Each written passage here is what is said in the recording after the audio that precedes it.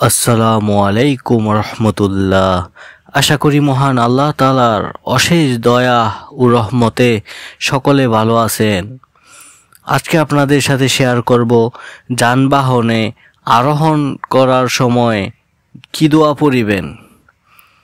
নবী করিম সাল্লাল্লাহু আলাইহি ওয়াসাল্লাম যখন সফরের উদ্দেশ্যে যাত্রাকালে কোনো উট কিংবা অন্য কোনো বাহনে আরোহণ করিতেন তখনই এই দোয়াটি পাঠ করিতেন।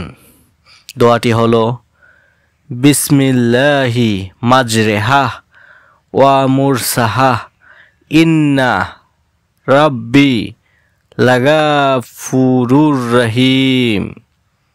অর্থ, আল্লাহর নামে শুরু হইল, উহার গতিশীলতা ও স্থিতিশীলতা নিঃসন্দেহে আমার প্রতিপালক ক্ষমাশীল ও দয়ালু। সুবহানাল্লাহ। আমরা সকলে যে কোনো যানবাহনে আরোহণ করার সময় এই দোয়াটি পাঠ করে নিব। ইনশাআল্লাহ মহান আল্লাহ তাআলা আমাদেরকে সহি সালামতে আমাদের গন্তব্যস্থলে পৌঁছে দিবেন।